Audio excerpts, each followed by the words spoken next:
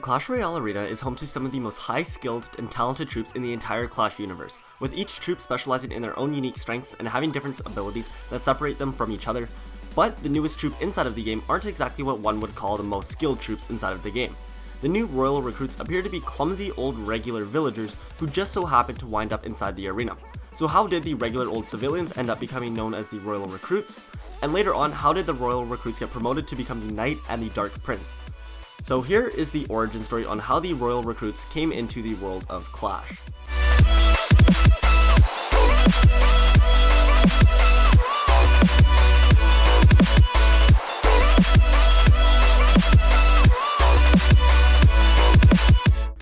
More than 2 years ago, since the grand opening of the Clash Royale arena, it has taken a lot of people to maintain and keep the arenas in good condition and to ensure everything runs smoothly.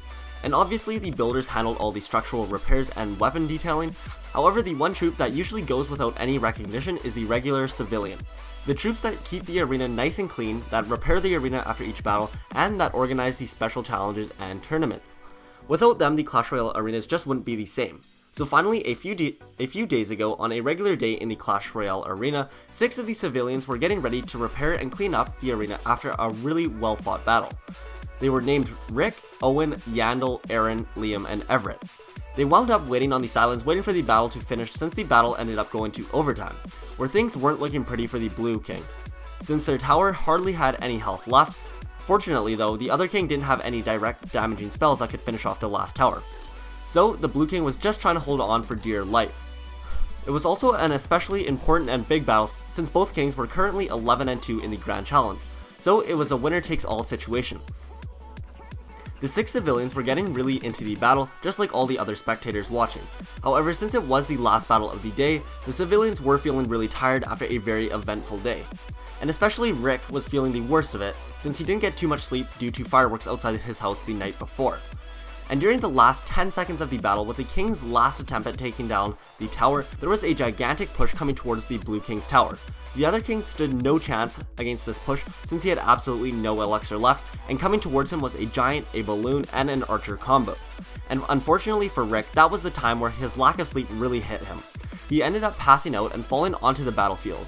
He fell right in front of the giant as he was approaching the tower, and then the giant was shocked to see this, and he took one big step back by instinct.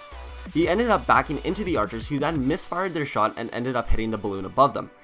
The balloons ended up crashing down and taking out the archers and slowing down the giant just long enough to prevent him from getting another hit on the tower before the battle ended.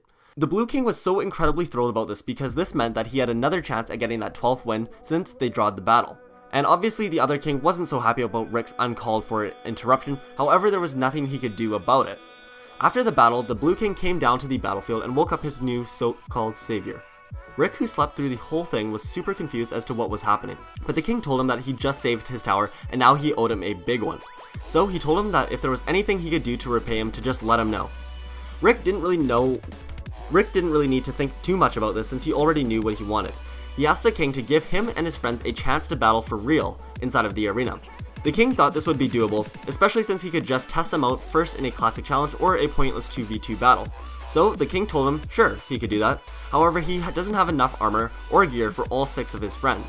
But Rick replied that that would be okay. They would just find a bunch on their own. So before the next day of battle started, Rick and his 5 friends scavenged up all the leftover gear that they could. They found an old prototype version of the Dark Prince's helmet, and then they found some cheaply built guard shields.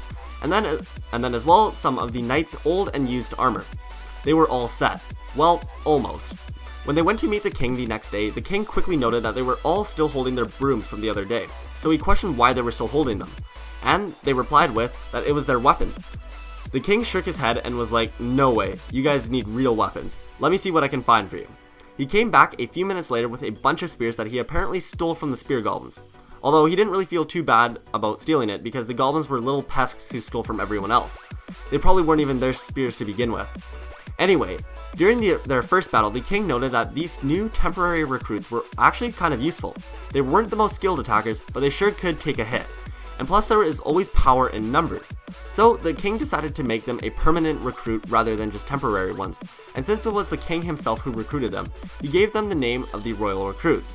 And throughout the next few days, people kept on trying out the royal recruits inside of the battle and started falling in love with them more and more as they started to become more and more popular. Anyways, that is part 1 of the Royal Recruit story. Thank you guys so much for watching. If you want to see part 2 of the story to see how the Royal Recruits got another promotion to become the Knight and then the Dark Prince, then make sure to drop a like on this video, and once it hits 3,000 likes, I will start writing the very next story.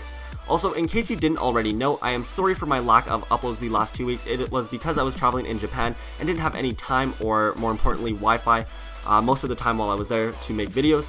But even though I had a great time, I'm really happy to be back as well so that I can get back on the grind and bring you guys more weekly story videos. So let me know down in the comments below what story you guys want to see next, and I will be sure to start writing one of the most popular comments. So do make sure you comment down below and then like any other comments that you like their idea. Anyway, thanks for watching, and I will see you guys in the next video. Peace out.